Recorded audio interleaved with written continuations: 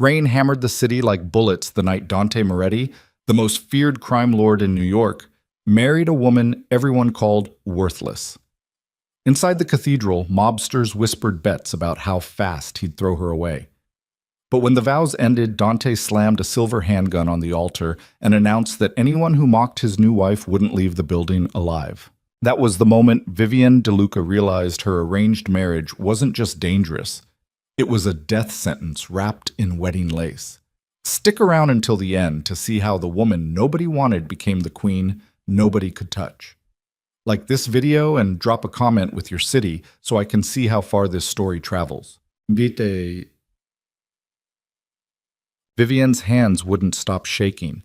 She stood in the cramped bathroom of her father's crumbling brownstone, staring at the ivory wedding gown hanging from a rusted pipe.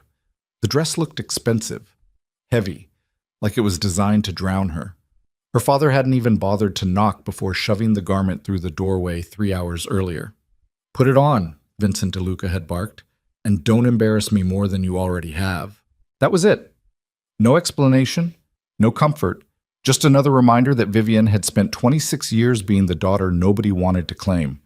She could hear voices downstairs now. Men, her father's crew, laughing about something she couldn't make out through the rotting floorboards. Vivienne pulled the dress over her body and immediately felt like she was suffocating. The corset dug into her ribs. The lace scratched her shoulders. The mirror showed her exactly what she'd been taught to see her entire life. Too much. Too soft. Too round. The kind of woman men looked past, not at. Her father had made sure she understood that lesson early. "You're lucky anyone's willing to take you," he'd said last week, while eating dinner like he was discussing livestock. "Dante Moretti could have asked for anything to settle my debt. Instead, he asked for you. Probably figures you're too stupid to cause trouble." Vivienne had learned not to respond. Silence kept her alive. Downstairs, a car horn blared. "Move your ass, Vivienne," her father roared. She grabbed the bouquet of dark crimson roses someone had left on the bathroom sink, the thorns still attached, naturally, and made her way down the narrow staircase. Her father stood at the bottom wearing a cheap suit that didn't fit right. He looked her up and down with the same disgust he'd carried since she was a child. "Christ," he muttered, "just keep your mouth shut and do what you're told." He didn't say anything else, didn't wish her luck, didn't pretend this was anything other than a transaction. Vincent DeLuca was selling his daughter to the most dangerous man in New York to erase a gambling debt that should have gotten him killed 6 months ago. And Vivienne had stopped expecting anything different. The rain came down in sheets as they drove through the city in a black sedan that smelled like cigar smoke and old leather. Vivienne watched the buildings blur past, her stomach twisting tighter with every block. She knew who Dante Moretti was. Everyone did. The Reaper. A man who'd built an empire on fear, blood, and bodies that disappeared into the Hudson River.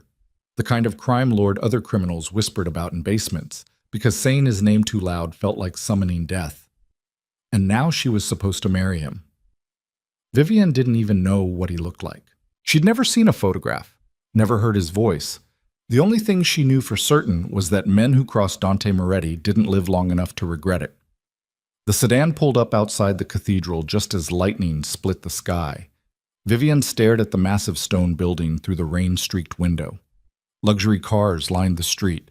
Armed men in tailored suits stood beneath umbrellas, watching everything with the kind of stillness that came from years of violence. Her father yanked open the car door.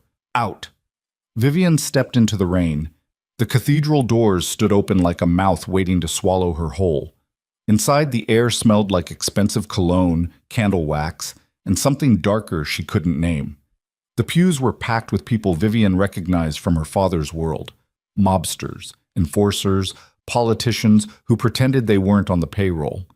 Every single person turned to look at her, and none of them bothered hiding their reactions. A woman in the front row, dripping in diamonds and malice, leaned toward her companion and whispered something that made them both laugh. A man near the aisle muttered, "That's what Moretti's marrying." Another voice, "Poor bastard." Vivienne kept her eyes down and started walking. The cathedral stretched impossibly long. Each step felt like drowning. The roses in her hands trembled so badly a few petals fell to the floor. She could feel the weight of every stair, every sneer, every cruel calculation about how quickly Dante would discard her. Her father walked beside her for exactly 10 steps before peeling off toward a pew, leaving her to finish the walk alone. Of course he did. Vivian forced herself to keep moving. At the altar stood a small group of men in black suits. Soldiers, probably. Witnesses. She couldn't see past them to whoever was waiting at the center. Then the men shifted, and Vivian saw him. Dante Moretti stood like violence carved into human shape, tall, broad-shouldered, wearing a black suit tailored so perfectly it looked like armor. Dark hair slicked back, a jaw sharp enough to cut glass. But it was his eyes that stopped her cold. Pale gray. Empty. The kind of eyes that had watched people beg and felt nothing. He didn't smile. Didn't move. Just watched her approach with the same expression someone might use to inspect a package they hadn't ordered. Vivienne reached the altar and stopped, her pulse hammering so hard she thought she might pass out. Dante looked her over slowly. She waited for the disgust, the dismissal, the confirmation that she wasn't worth the debt her father owed. Instead, Dante reached out and took the bouquet from her shaking hands without a word. He passed it to one of his men and turned back to face the front of the altar. That was it. No introduction, no acknowledgement. The ceremony started immediately. Vivienne barely heard the words. The priest spoke in a low monotone that blurred into the rain hammering against the stained glass windows. She repeated her vows when prompted, her voice so quiet it barely carried past the first row. Dante's voice, by contrast, cut through the cathedral like a blade. I do. Cold. Final. Absolute. Then the priest said something about the rings. One of Dante's men handed over 2 bands, white gold, simple, clearly expensive. Dante slid the smaller ring onto Vivienne's finger without looking at her face. His hands were warm, scarred, steady. She fumbled the larger ring onto his hand, terrified she'd drop it. You may now kiss the bride. Vivienne's breath caught. She'd been bracing for this. The moment Dante would reject her in front of everyone. The moment he'd make it clear this marriage was nothing but paperwork. But Dante stepped closer. Before she could react, he grabbed her waist with one hand, rough, possessive, like he was claiming territory, and yanked her against his chest hard enough to knock the air from her lungs. Then he kissed her. Not gently, not tentatively. He kissed her like he was marking her, like he was putting a brand on her soul in front of every person in that cathedral. Vivienne froze, her heart slamming against her ribs. Dante's mouth was demanding. Brutal. His hand tightened on her waist, holding her in place, and for a split second she forgot how to breathe. Then he pulled back and slammed a custom silver handgun onto the altar table. The metallic crack echoed through the cathedral like a gunshot. Every conversation died instantly. Dante turned to face the room, his arms still locked around Vivienne's waist. She wears my name now, he said quietly. His voice didn't rise. Didn't need to. The silence was absolute.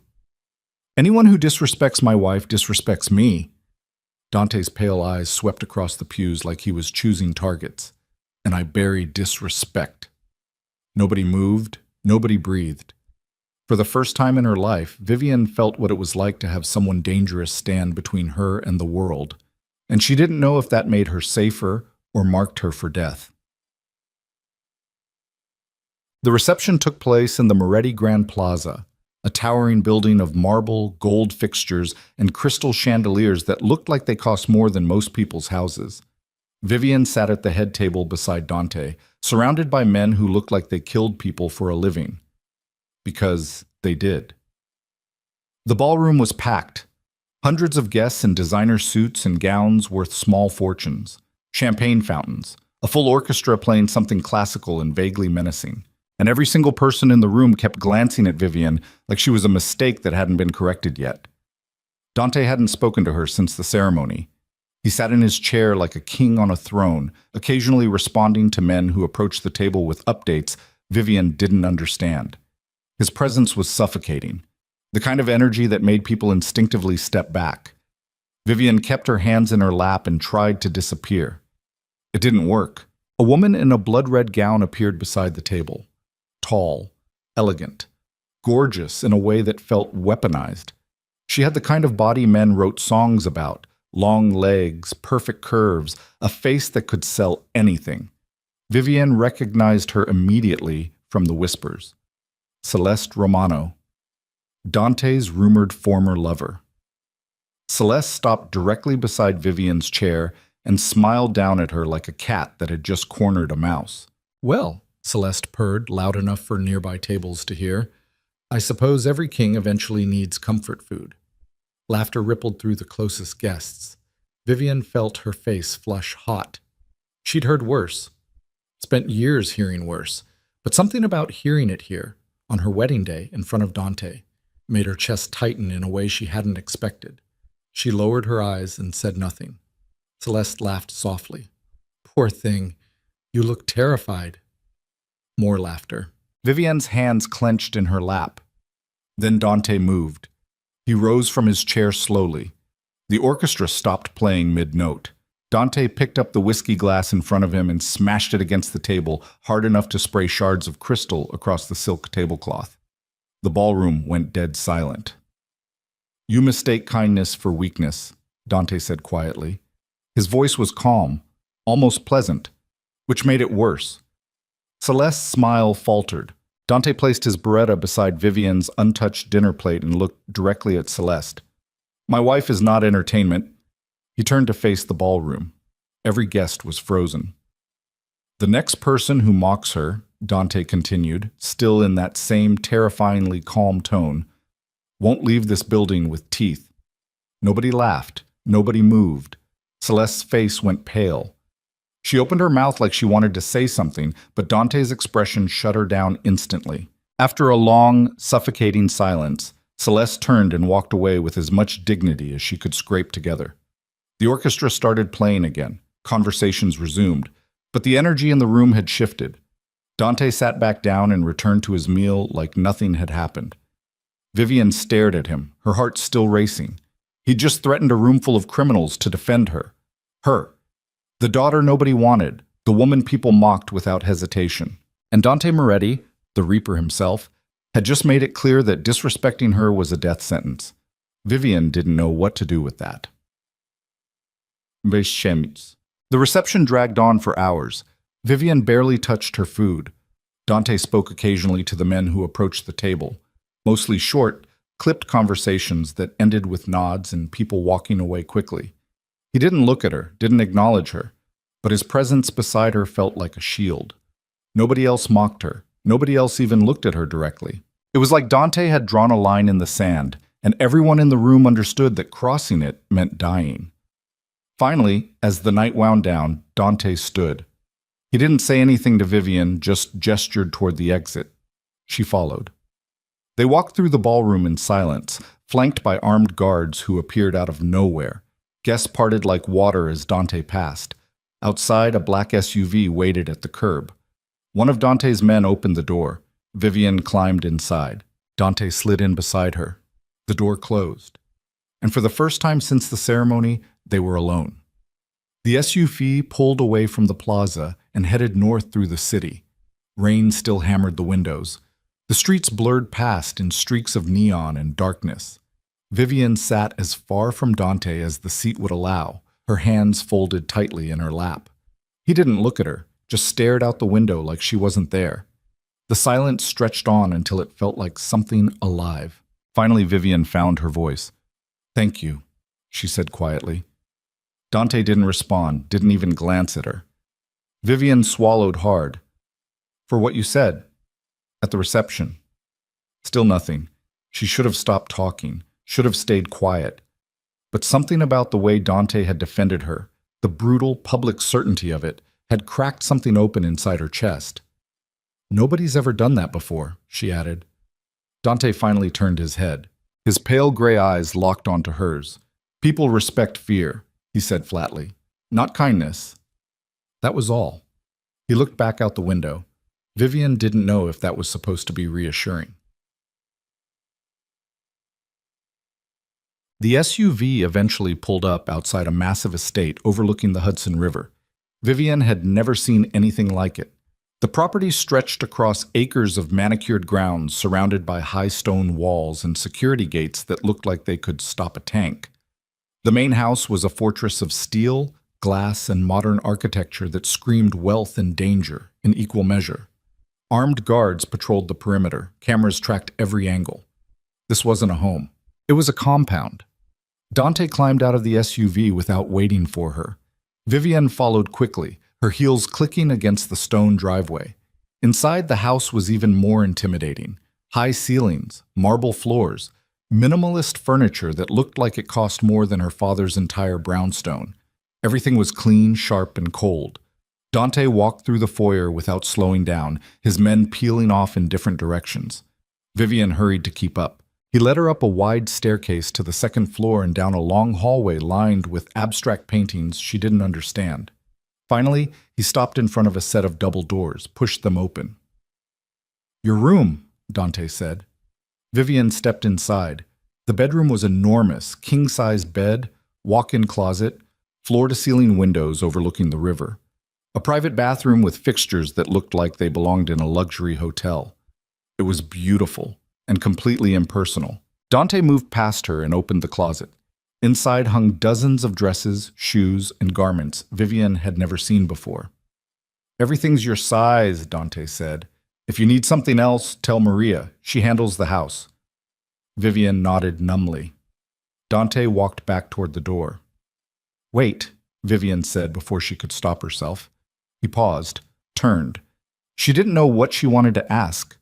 There were 1,000 questions fighting for space in her head. "Why did you marry me? What do you expect from me? Are you going to hurt me?" Instead, what came out was, "Where's your room?" Dante's expression didn't change. "Down the hall." He left. The door closed behind him with a quiet click. Vivienne stood in the middle of the enormous bedroom, still wearing the suffocating wedding dress, and realized she had no idea what happened next. She didn't sleep. How could she? Vivienne spent the first hour trying to get out of the wedding dress by herself. The corset laces were impossible to reach. The fabric was too heavy to maneuver. She finally gave up and sat on the edge of the bed, staring at the dark river through the windows. Her mind wouldn't stop racing. This was her life now. Married to a man who'd killed more people than she could count. Locked inside a fortress surrounded by armed guards. Trapped in a world she didn't understand. And the worst part? Nobody would care if she disappeared. Her father had made that clear. Dante had made it clear too, in his own way. He'd defended her publicly because it suited him. Because disrespecting his wife meant disrespecting his power. Not because he cared about her. Vivienne knew better than to confuse protection with affection. A soft knock on the door made her jump. "Come in," she said hesitantly. The door opened. Dante stood in the doorway wearing dark slacks and nothing else. Vivienne's breath caught. She'd expected him to stay away. Expected the marriage to remain cold and transactional. But here he was. Dante's eyes flicked to the dress she was still trapped in. "You didn't change," he said. "I can't," Vivienne admitted quietly. "The laces?" She didn't finish. Dante crossed the room in 3 strides. "Turn around."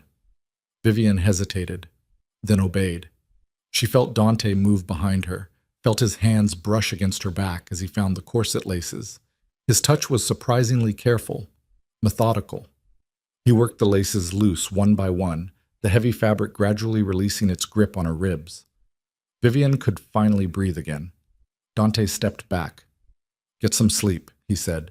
Then he walked toward the door. Vivienne turned. "Why did you marry me?" The question hung in the air.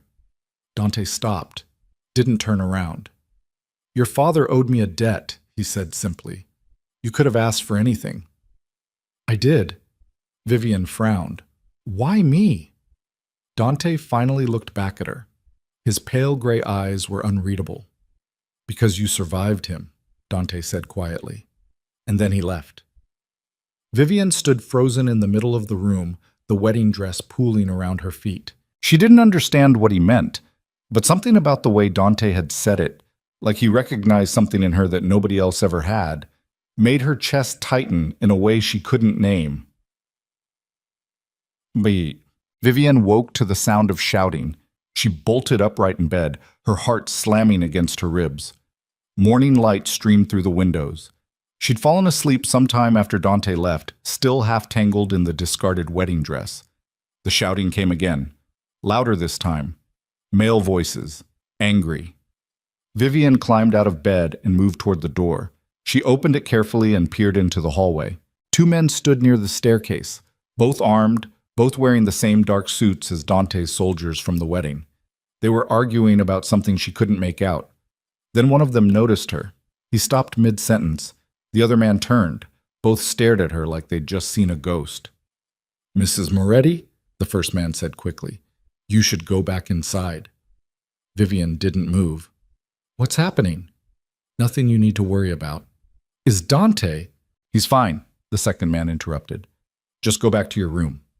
It wasn't a suggestion. Vivian retreated and closed the door, but she didn't go back to bed.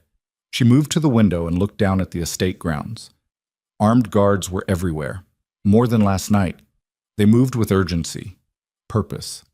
Something was wrong. Vivian's pulse quickened.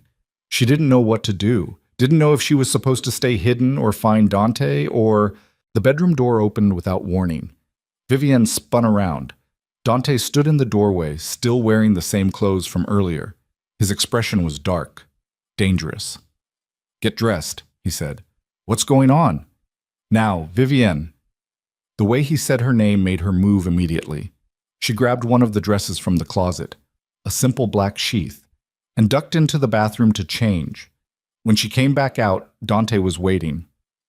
"Follow me," he said. He led her downstairs and through a series of hallways she hadn't seen before. Finally, they entered a large room that looked like a bunker. Concrete walls, reinforced steel door, security monitors showing every angle of the estate. 3 men stood waiting, all armed, all watching Dante like soldiers waiting for orders. "Someone tried to breach the perimeter last night," Dante said without preamble. 2 men, professionals. Vivian's stomach dropped. "Are they, dead," Dante finished, but they weren't working alone. He moved to one of the monitors and pulled up footage. The screen showed 2 bodies lying in the grass near the outer wall, both wearing tactical gear, both very clearly deceased. "They were sent to test our defenses," Dante continued, "which means whoever hired them is planning something bigger." One of the soldiers spoke up. "Could be the Volkov Bratva, or the Chicago families." "Or someone closer," Dante said quietly. His eyes flicked to Vivian. She felt the weight of that look. "You think this is about me?" she asked. "I think marrying you sent a message," Dante replied, "and messages get answered." Vivian didn't know what to say. Dante turned back to his men. "Double the perimeter. I want eyes on every inch of this property, and find out who's asking questions about my wife." The soldiers nodded and left. Dante and Vivian were alone. She wanted to ask him what happened next, wanted to know if she was safe, but before she could speak, Dante's phone rang. He answered immediately. "Talk." Whatever the person on the other end said made Dante's jaw tighten. "When?" he demanded. A pause. "I'm on my way." He hung up, looked at Vivian. "Stay in the house," he ordered. "Don't go outside. Don't open the door for anyone except Maria."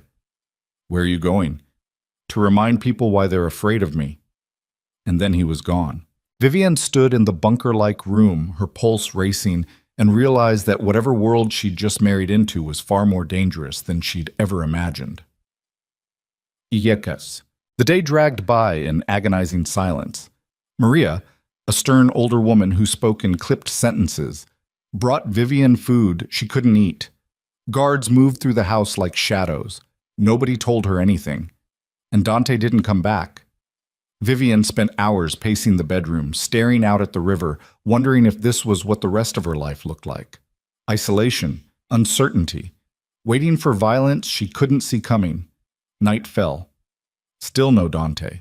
Vivian finally changed into one of the silk nightgowns someone had stocked in the closet and climbed into bed. She didn't expect to sleep, but exhaustion dragged her under anyway. Gunfire woke her. Vivian's eyes snapped open. The sound was close. Too close. She sat up just as the bedroom windows exploded inward. Glass shattered across the floor in a spray of glittering shards. Vivian screamed. Dark figures stormed through the broken windows, masked, armed. moving with military precision. She rolled out of bed and hit the floor hard. Bullets tore through the walls. The door burst open. Dante appeared like something out of a nightmare. Gun raised, eyes cold, moving on pure instinct. He fired twice. 2 attackers dropped, but more kept coming. Dante grabbed Vivian by the arm and dragged her behind the bed as bullets shredded the mattress above them. "Stay down," he growled. Another attacker breached the doorway. Dante shot him in the chest. The body collapsed across the threshold. Vivian's ears were ringing. Her hands were shaking so badly she could barely breathe. Dante moved like he'd done this 1,000 times. Calm, efficient, lethal. But there were too many. A man appeared in the shattered window frame. Assault rifle raised, aimed directly at Dante's back. Vivian saw it happen in slow motion. Dante was focused on the doorway. Didn't see the threat behind him. The attacker's finger moved toward the trigger, and Vivian stopped thinking. She reached beneath the nightstand, found the cold metal taped underneath. A handgun. Hidden. Her hands closed around it. She raised it, aimed, and fired. The recoil slammed through her arms. The attacker collapsed backward through the window, blood spraying across broken glass. Dead. Silence crashed over the room. Vivian stared at the body, at the gun in her trembling hands, at the blood. She'd just killed someone. Dante turned slowly. His pale gray eyes locked onto her. For the first time since they'd met, the Reaper looked genuinely stunned. Vivian's hands started shaking harder. The gun slipped from her fingers and clattered to the floor. She couldn't breathe, couldn't move.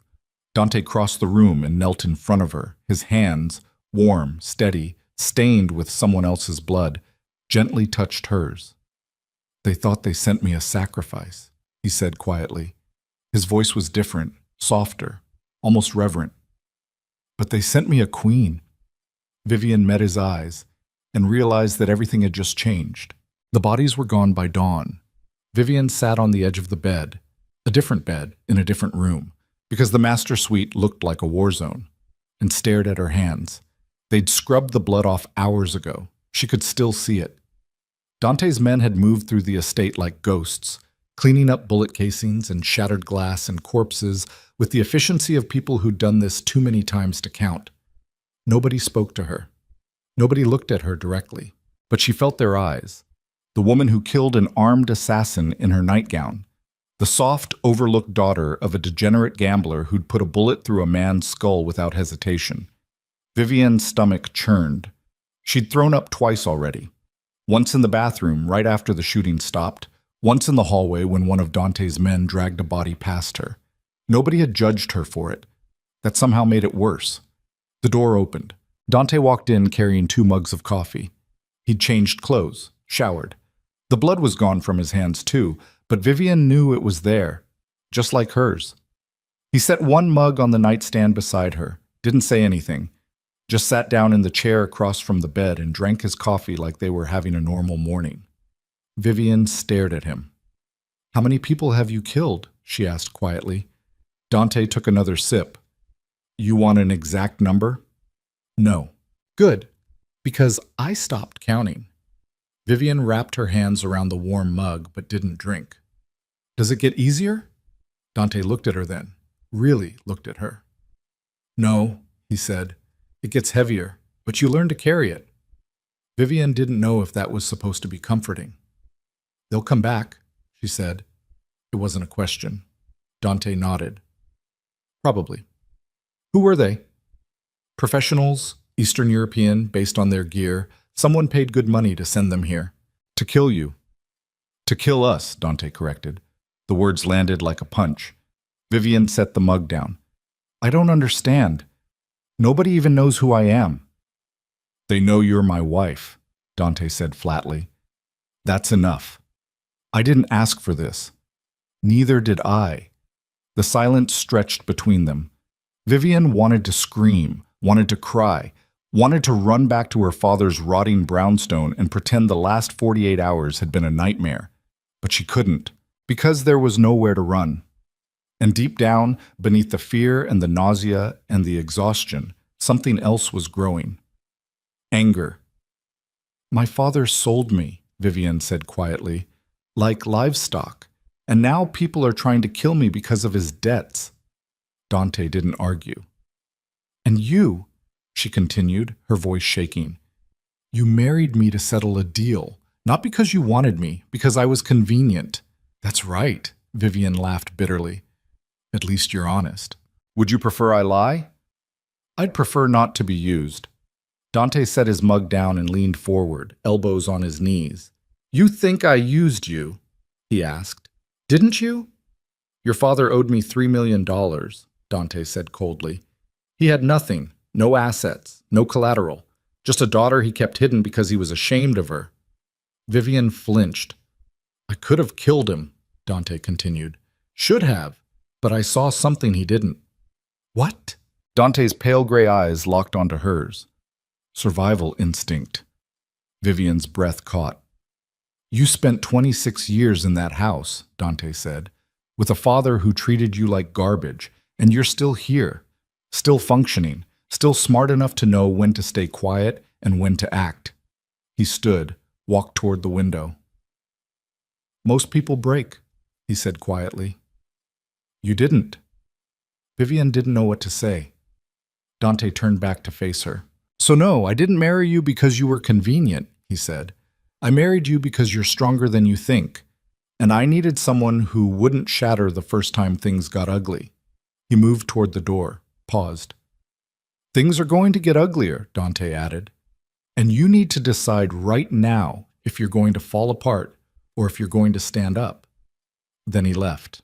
Vivian sat alone in the unfamiliar bedroom, her hands still trembling, and realized she had no idea who she was anymore. 3 days passed. Vivian barely saw Dante. He was gone most of the time, such meetings, she assumed, with men who spoke in codes she didn't understand.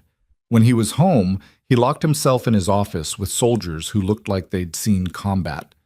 The estate felt like a prison. Armed guards everywhere. Cameras tracking every movement. Maria brought meals Vivian couldn't finish and took them away without comment. Nobody spoke to her. Nobody explained what was happening. Vivian spent hours wandering the enormous house, trying to map its layout in her head, trying to find exits, trying to figure out how many guards stood between her and freedom. Not that she had anywhere to go. On the fourth morning, Dante appeared at breakfast. Vivian had been sitting alone in the massive dining room, picking at toast she didn't want, when he walked in wearing a dark suit that made him look like death personified. He sat down across from her, poured himself coffee. We're having a meeting tonight, he said without preamble. My capos, underbosses, people who run my operation. Vivian set her toast down. Why are you telling me? Because you're coming. What? You're my wife, Dante said simply. They need to see you. Vivian's stomach twisted. I don't know anything about your business. You don't need to. Just sit beside me and don't talk. That's it? That's it. Vivian stared at him.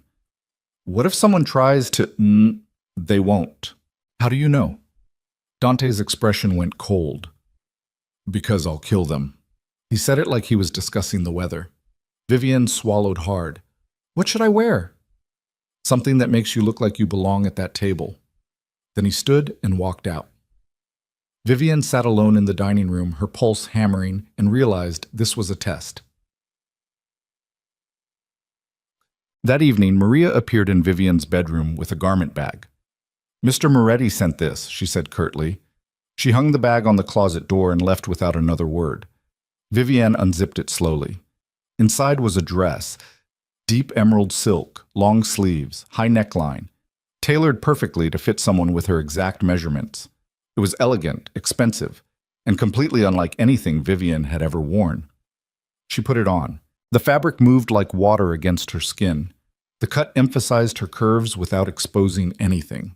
The color made her dark hair look richer, her pale skin luminous.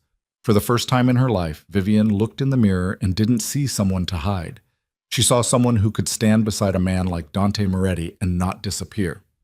A knock on the door. Come in. Dante entered. He stopped when he saw her. His eyes traveled slowly from her face down to her heels and back up again. Good, he said finally. That was all.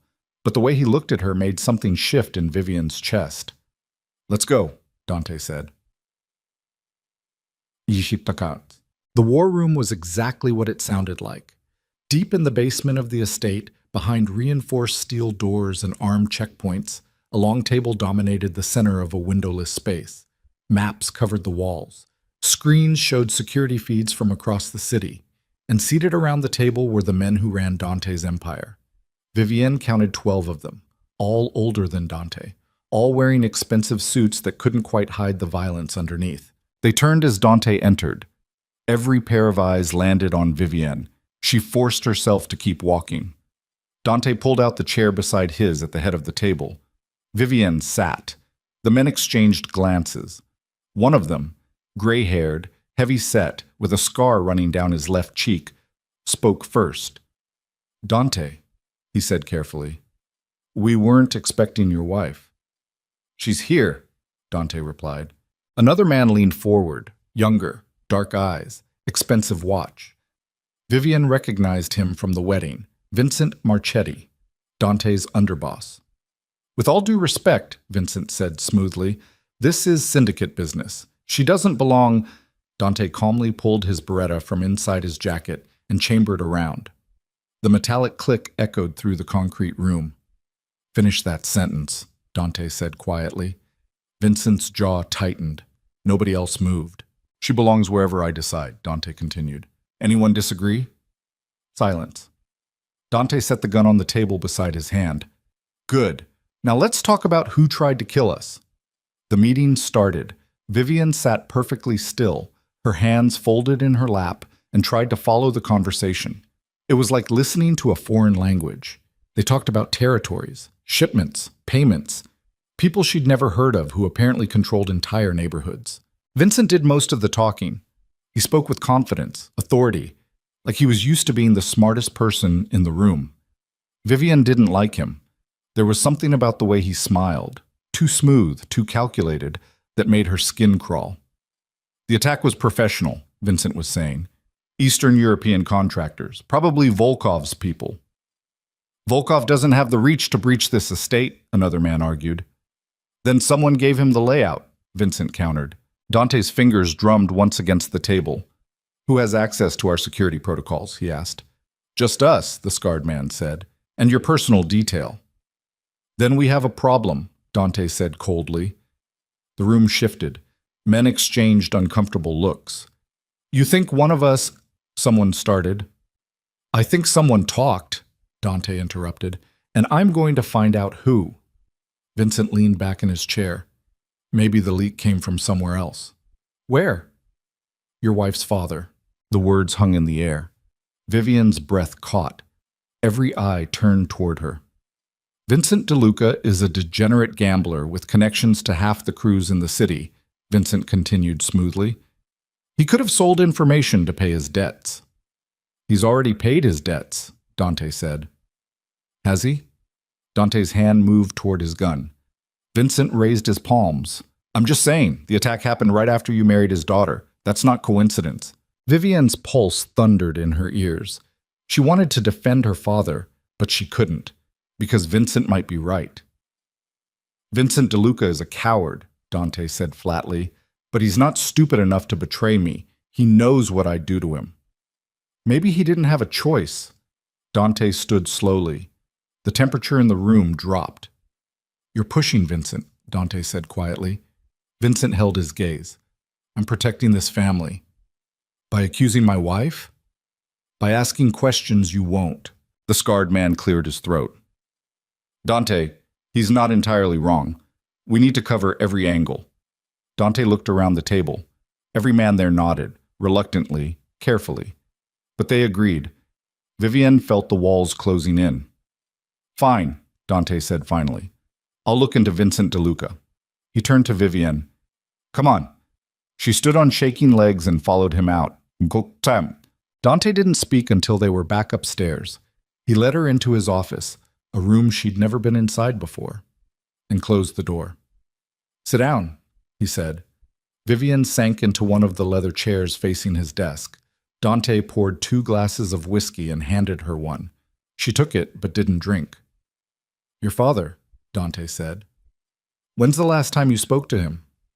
The wedding, Vivian said quietly. Before that? The day he told me I was marrying you.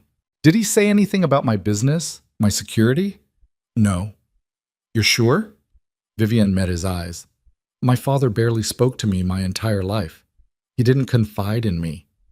Dante studied her face. Do you think he'd betray me? He asked. Vivian wanted to say no, wanted to defend the man who'd raised her, but honesty won.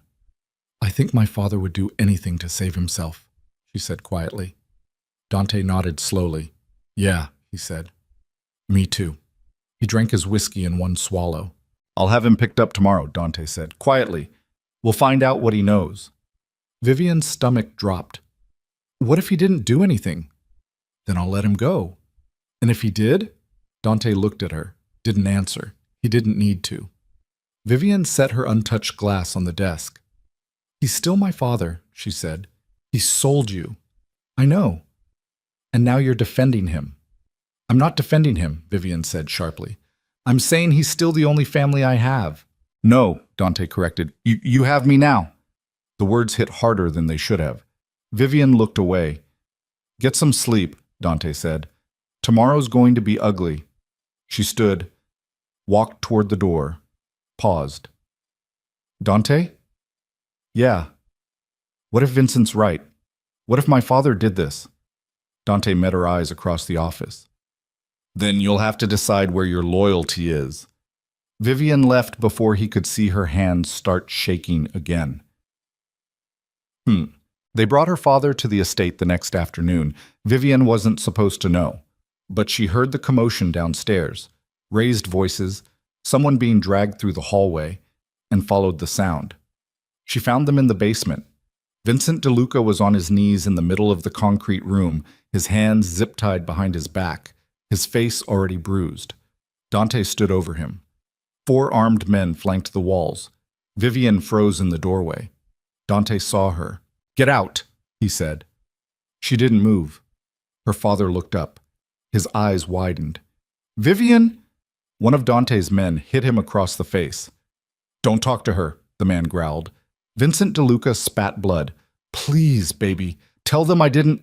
Shut up, Dante said coldly. He turned to Vivian. I told you to leave. What are you going to do to him? Vivian asked. That depends on what he tells me.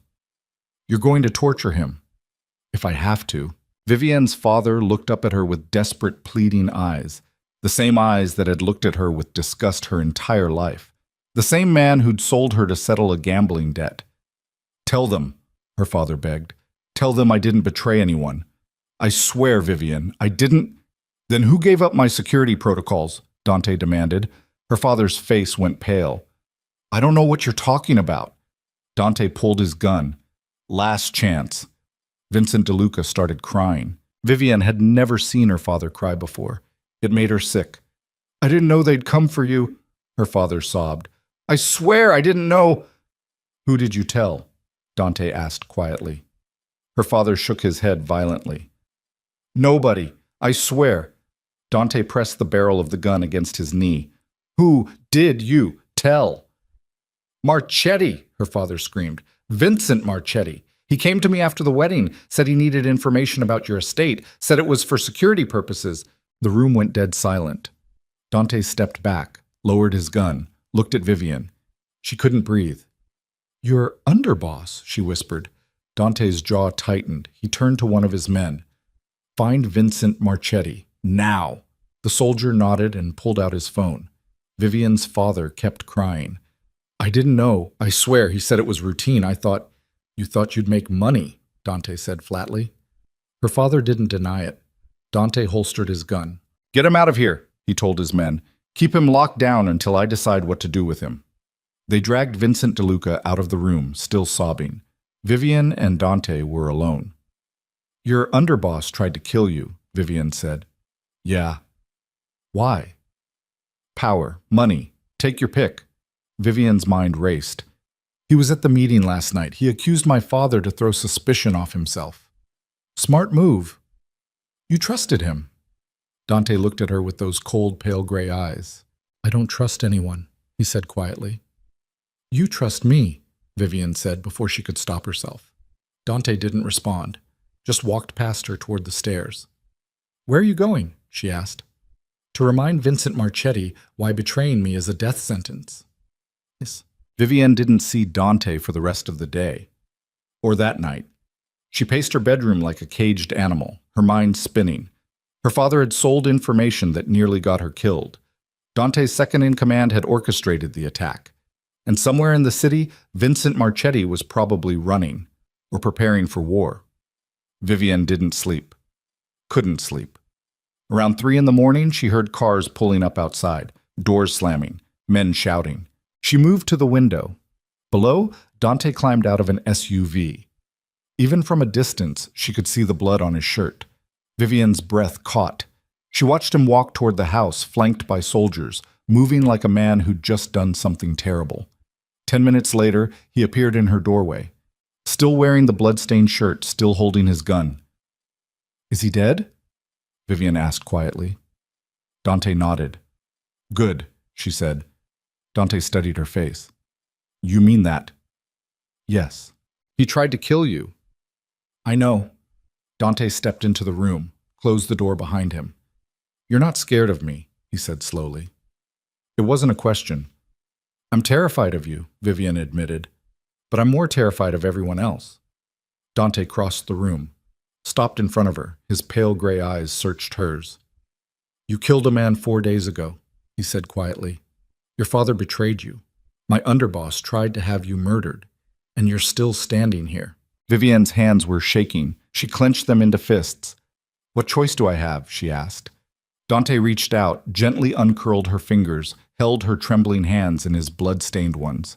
You could have broken, he said. Most people would have. I'm not most people. No, Dante agreed. You're not.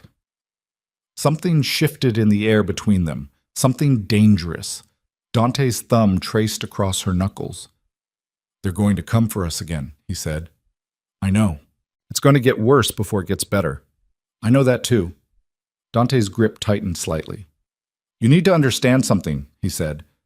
Once you're in this world, you don't get out. There's no going back to who you were before. Vivian met his eyes. I don't want to go back. The words hung between them. True. Terrifying. Irreversible.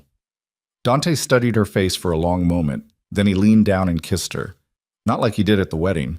Not brutal or possessive or performative.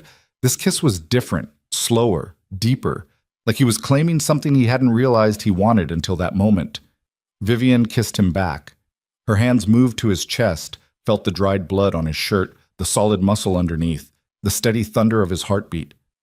Dante's hand slid to her waist, pulled her closer. The kiss deepened.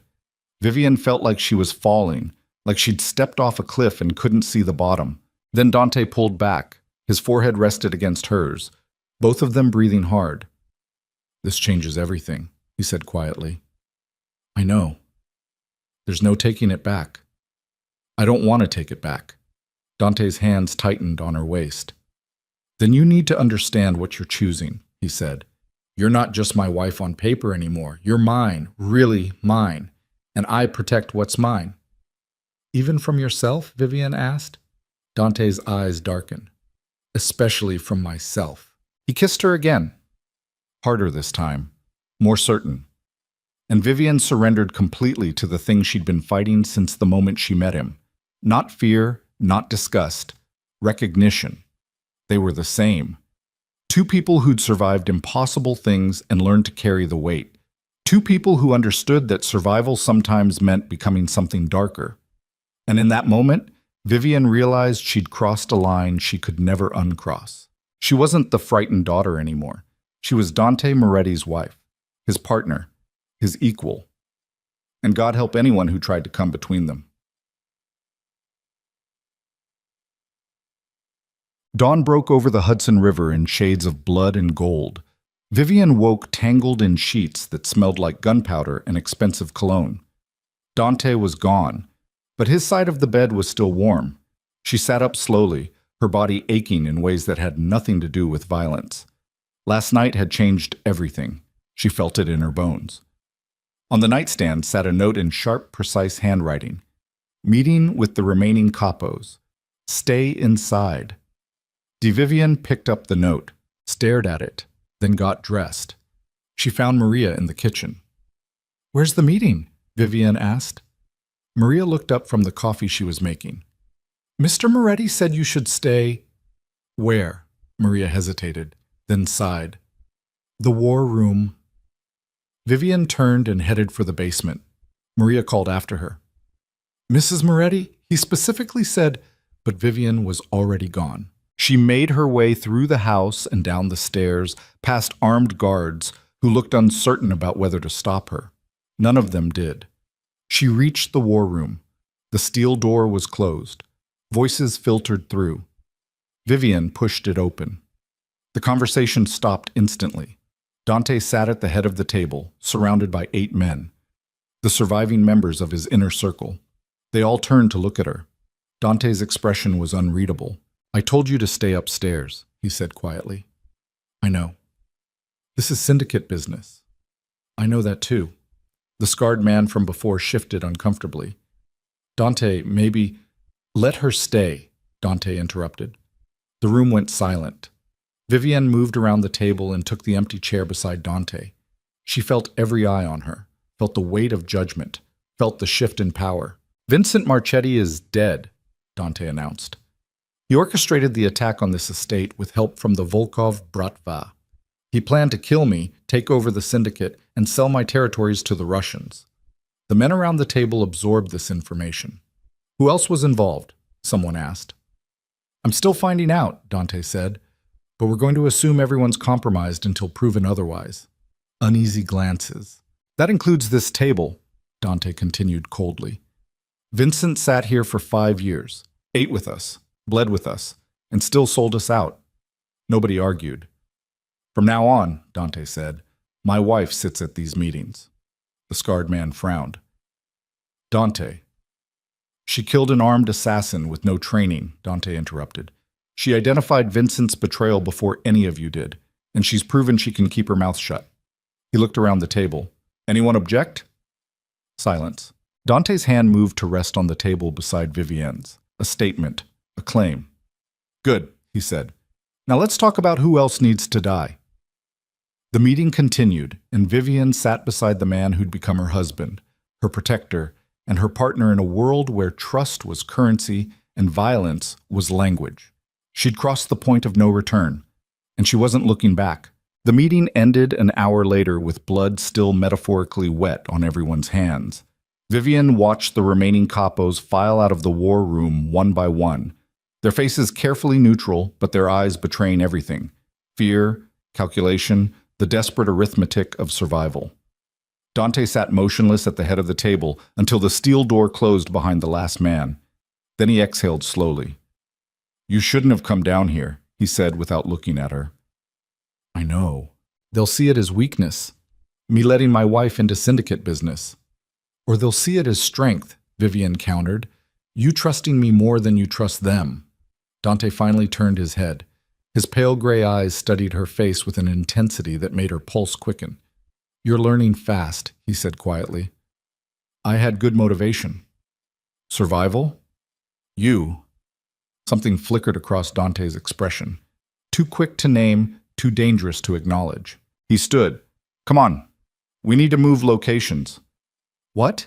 "This estate is compromised. Vincent knew the layout, the security protocols. We can't stay here." Vivienne's stomach dropped. "Where are we going?" "Somewhere nobody knows about." "How many people is nobody?" "2, Dante said. "You and me." They left within the hour. Dante moved through the estate with military precision, gathering documents, weapons, and cash while barking orders at his remaining soldiers. Vivienne packed what little she could carry. Clothes Maria had quietly selected. The emerald dress from the meeting, nothing sentimental because she'd never owned anything worth sentiment. By the time they reached the garage, 3 SUVs were already running. Dante put her in the middle vehicle with 2 armed guards. "Stay low," he ordered. "If anything happens, you do exactly what they tell you." "Where will you be?" "Right behind you." Then he was gone, climbing into the lead SUV. The convoy pulled out of the estate just as dawn fully broke, tearing through the gates and onto the highway with the kind of speed that said they were running from something. Vivian sat in silence between two stone-faced men who didn't speak. She watched the city blur past through tinted windows, watched the massive estate disappear in the side mirror, and realized she was leaving behind the only place that had ever felt like protection, even if that protection came wrapped in violence. They drove for 40 minutes, north of the city, through neighborhoods that got progressively quieter, more isolated, until finally they turned down a private road that disappeared into dense woods. At the end of the road stood a house, not a mansion, not a fortress, just a large modern structure of glass and steel hidden among the trees, invisible from any main road. The SUVs stopped. Dante climbed out first, Vivian followed. The air smelled like pine and damp earth. No traffic sounds, no sirens, just wind moving through branches and the distant call of birds. "What is this place?" Vivian asked. "Mine," Dante said. "Built it 5 years ago. Nobody knows it exists except the architect, and he's dead." Vivian looked at him sharply. "Natural causes," Dante added. "Heart attack, I checked." He walked toward the house. Vivian hurried to keep up. Inside the house was sparse but functional. Open floor plan, minimal furniture, windows that overlooked nothing but forest. It felt like a cage dressed up as freedom. Dante's men swept through the rooms, checking sightlines and entry points. One of them nodded to Dante. "Secure. Good. Set up a perimeter. 2-man rotation. Nobody gets within 100 yards without me knowing." The soldiers disappeared. Vivian and Dante stood alone in the empty living room. "How long are we staying here?" she asked. "Until I figure out who else betrayed me." "You think there are more?" Dante looked at her like she'd asked if water was wet. "Vincent didn't work alone," he said. "He had help. People inside my organization. And until I know who, we're ghosts." Vivienne wrapped her arms around herself. The house felt cold despite the early summer heat. "I need you to do something for me," Dante said. "What?" "Go through everything you remember about the wedding, the reception, every person who spoke to you, every conversation you overheard." Vivian frowned. "Why?" "Because you notice things nobody else does," Dante said. "You saw Vincent's watch, his nervousness, things I missed." "I'm not a detective." "No, you're better. You're invisible."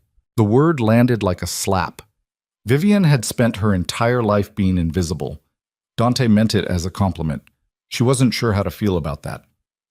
"I'll try," she said quietly. Dante nodded. "I'm going to make some calls. Stay inside." He disappeared into another room.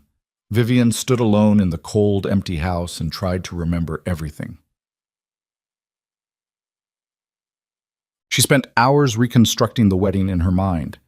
The cathedral, the sneering guests, the reception. Celeste Romano in her blood-red gown, mocking Vivian with surgical precision. Vincent Marchetti at the meeting, too smooth, too confident. But there was something else, something gnawing at the edge of her memory. Vivian closed her eyes, walked herself back through the reception, the orchestra, the champagne, the laughter, Dante smashing the whiskey glass, and then Celeste leaving, but not alone. Vivian's eyes snapped open. Someone had followed Celeste out of the ballroom. A man. Vivian hadn't paid attention at the time because she'd been too focused on Dante's reaction. But now the memory crystallized. The man had been older, gray hair, expensive suit. The scarred man from Dante's inner circle. Marco Costanzo. Vivian's pulse quickened. She stood and walked to the room where Dante was making calls. He looked up as she entered. "Marco Costanzo," Vivian said. "He followed Celeste Romano out of the reception." Dante's expression went very still. "You're sure?" "Yes." "How long after she left?" "Maybe a minute. I didn't think anything of it at the time." Dante set his phone down slowly. "Marco's been with me for 15 years, he said quietly. "I know. He took a bullet for me in Chicago." "I know that too." Dante stood, walked to the window, stared out at the trees. "If Marco's involved," he said, "then everyone's involved." Vivian didn't know what to say. Dante pulled out his phone and dialed. Someone answered. "It's me," Dante said.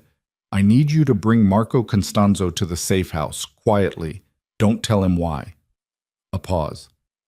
"I don't care what excuse you use. Just get him here." He hung up, turned to Vivian. "If you're wrong about this," he started. "I'm not. If you are," Dante continued, "I'll have just accused one of my most loyal men of treason. And if I'm right," Dante's jaw tightened, "then I've been bleeding from the inside for a long time." Marco Constanzo arrived 2 hours later. Vivienne watched from the second floor as the SUV pulled up outside. Marco climbed out looking confused but not alarmed. One of Dante's soldiers led him inside. Vivienne heard voices downstairs. "Marco, what's this about? Why the cloak and dagger?" Dante, "Just need to talk, come on." Footsteps, a door closing. Silence. Vivienne waited. 10 minutes passed. Then shouting erupted from below. Marco's voice. "What the hell are you talking about?" Dante, "Don't lie to me!" Something crashed, glass breaking, more shouting, then a gunshot. Vivienne jumped. Her hands flew to her mouth. Silence swallowed the house. She stood frozen at the top of the stairs, her heart slamming against her ribs. Finally, Dante appeared at the bottom of the staircase. Blood splattered across his white shirt, not his blood. He looked up at her. "You were right," he said flatly. Vivienne's legs felt weak. "He admitted it?" Eventually. Dante climbed the stairs slowly, stopped in front of her. "Marco's been feeding information to Celeste Romano for 6 months," he said.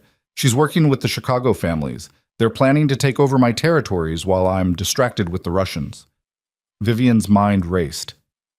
"Vincent was a distraction." "Yes." "And the assassination attempt?" "Window dressing. Make me paranoid. Make me turn on my own people while the real threat moves into position." Vivienne felt sick. "How many others?" she asked. Marco didn't know. Said Celeste kept everyone separated, but he gave me 3 names before he died. "Who?" Dante's expression was carved from stone. "My accountant, my lawyer, and my head of security." The words landed like bombs. "That's everyone," Vivienne whispered. "Yeah." "Everyone who keeps you alive." "Yeah." Vivienne stared at him. "What are you going to do?" Dante looked past her, out the window, at the darkening forest. "I'm going to burn it all down," he said quietly. "Everyone who betrayed me. Everyone who looked the other way. Everyone who thought I was weak enough to manipulate." He turned back to her. "And you're going to help me." They worked through the night. Dante made calls, issued orders, moved pieces on a chessboard Vivienne was only beginning to understand. She sat beside him at the dining table, listening, learning, absorbing the language of violence and strategy. By dawn, Dante had a list. 7 names, 7 people who'd betrayed him. "We move tonight," he said, simultaneously. "Hit all of them before they know we're coming." "That's not enough men," Vivienne said. "I know. You'll be outnumbered." "I know that too." Vivienne looked at the list, at the names of people she'd seen at the wedding, people who'd smiled at Dante while planning his death.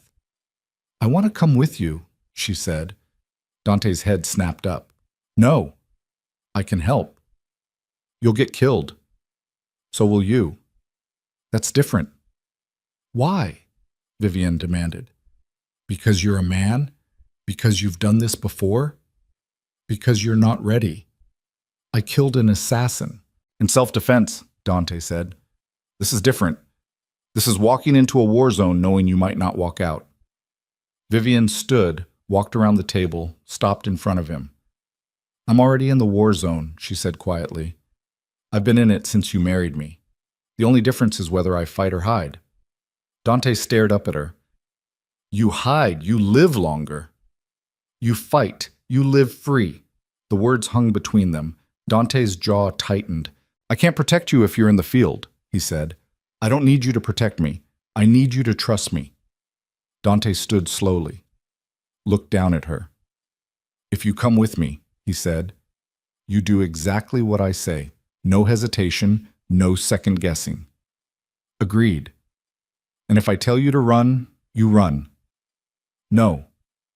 "Vivienne, no," she repeated. I don't run. Not anymore. Dante studied her face, looking for doubt, finding none. You're insane, he said finally. Probably. You're going to get us both killed. Maybe. Dante's hand moved to cup her face. His thumb traced her cheekbone. You're nothing like I expected, he said quietly. Good. He kissed her. Hard. Desperate. Like he was trying to memorize the taste of her before everything went to hell. When he pulled back, his forehead rested against hers. If we survive this, he said, remind me to never underestimate you again. If we survive this, Vivian replied, I won't let you forget. Spot? They left the safe house at midnight. 4 SUVs, 12 men, enough firepower to start a small war, which was exactly what they were doing. Vivian sat beside Dante in the lead vehicle, wearing dark clothes Maria had somehow procured and a bulletproof vest that felt like wearing a cage. Dante had given her a gun, a compact Glock, easy to handle, loaded. She held it in her lap and tried not to think about what she was about to do. The first target was Dante's accountant, a man named Richard Pellegrino who lived in a brownstone in Brooklyn with his wife and 2 daughters. The convoy stopped 3 blocks away. Dante turned to his men. Nobody touches the family, he said coldly. Just Pellegrino. Make it quick. The soldiers nodded.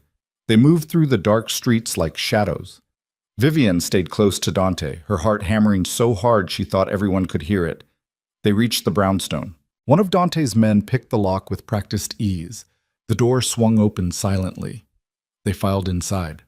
The house was dark, quiet. Dante gestured for his men to spread out. Vivienne followed him up the stairs. They reached the master bedroom. Dante pushed the door open. Inside, Richard Pellegrino sat in a chair facing the door, waiting. He held a gun. Took you long enough, Pellegrino said. Dante froze. Celeste told me you'd figure it out eventually, Pellegrino continued. Said you'd come here first because I'm the weakest link. Put the gun down, Richard, Dante said quietly. Can't do that. You have a family downstairs. I know. That's why I'm sitting here instead of running. Pellegrino's hand trembled slightly. They promised my family would be safe, he said, if I cooperated, if I fed them information about your accounts, your assets. And you believed them, Dante said. I didn't have a choice. They had pictures of my daughters at school, at dance class. Pellegrino's voice cracked. What would you have done? He asked. Dante didn't answer. I'm sorry, Pellegrino said. For what it's worth. Then he raised the gun toward Dante. Vivienne moved without thinking. She stepped in front of Dante and raised her own weapon. Don't, she said. Pellegrino's eyes widened. Mrs. Moretti, put it down. I can't. You have daughters downstairs, Vivienne said. If you shoot him, his men will kill you. And then what happens to them? Pellegrino's gun wavered. They'll be orphans, Vivienne continued, just like I was. And trust me when I tell you that being an orphan in this world is worse than death. Tears streaked down Pellegrino's face. I don't know what else to do, he whispered. You put the gun down, Vivienne said, and you tell us everything, every name, every plan, and maybe, we let your family walk away from this. You do that? Vivienne glanced at Dante. He was watching her with an expression she couldn't read. Tell us everything, Dante said finally. And your family lives. You have my word. Pellegrino stared at them for a long, agonizing moment. Then he lowered his gun, set it on the floor, and started talking. What Richard Pellegrino told them changed everything. The conspiracy wasn't just about taking over Dante's territories. It was about destroying him completely. Celeste Romano had been coordinating with 4 different crime families: Chicago, Boston, Philadelphia, and a Russian crew out of Brighton Beach. They'd planned to hit Dante from all sides simultaneously, drain his accounts, kill his soldiers, frame him for crimes that would bring federal attention. And then, when he was weak and isolated, they'd move in and carve up his empire like a feast. Vincent Marchetti had been the inside man. Marco Constanzo had been the enforcer. Richard Pellegrino had provided the financial intelligence. But there were others. How many? Dante demanded. Pellegrino sat on the edge of his bed, his hands shaking. "At least a dozen," he said. "Maybe more." Celeste kept everything compartmentalized. Nobody knew the full picture except her. "Where is she now?" "I don't know. She moves around. Never stays in one place." Dante's jaw tightened. "What about my lawyer, my head of security?" "Both compromised," Pellegrino confirmed. "Your lawyer's been filing paperwork that would transfer your assets to shell companies if you died. Your head of security gave up your safe house locations." Vivian felt her stomach drop. "This safe house?" she asked. Pellegrino nodded miserably. Dante and Vivian exchanged a look. "We need to move," Dante said. "Now." He turned to Pellegrino. "You and your family are coming with us." "What?" "If Celeste finds out you talked, you're all dead anyway. At least this way you have a chance." Pellegrino looked like he wanted to argue, but he didn't. They woke his wife and daughters, both girls under 10, confused and terrified, and loaded them into one of the SUVs. The convoy pulled away from the brownstone just as the first light of dawn broke over Brooklyn. Vivian sat in the back seat, her mind racing. If the safe house was compromised, they had nowhere to go. No fortress, no backup, no allies they could trust. Just Dante, a handful of loyal soldiers, and Vivian herself. Against an army. "Where are we going?" she asked quietly. Dante stared out the windshield. "The only place they'd never look," he said. They drove back into Manhattan, straight into the heart of the city, to a high-rise building in Midtown that Vivian recognized immediately. The Moretti Grand Plaza, where their wedding reception had taken place. "You're serious," Vivian said. "It's the last place anyone would expect," Dante replied. "Because it's insane." "Exactly." They pulled into the underground garage. Dante's remaining soldiers swept the building while Pellegrino's family was taken to a secured floor. Vivian followed Dante to the penthouse. The same penthouse where she'd sat beside him at the head table while people mocked her. Now it felt like a tomb. Dante moved to the windows overlooking the city. The skyline glittered in the early morning light. "We can't fight them all," Vivian said quietly. "I know. We need a different strategy." "I'm listening." Vivian moved to stand beside him. "Celeste wants your empire," she said. "She's been building alliances, moving pieces, planning this for months." "So?" "So she's arrogant. She thinks she's already won." Dante turned to look at her. "What are you saying?" "I'm saying we give her what she wants." "You want me to surrender?" "No," Vivian said. "I want you to make her think you're surrendering, draw her out, get her in one place." "And then?" Vivian met his eyes. "Then we kill everyone in the room." Dante stared at her.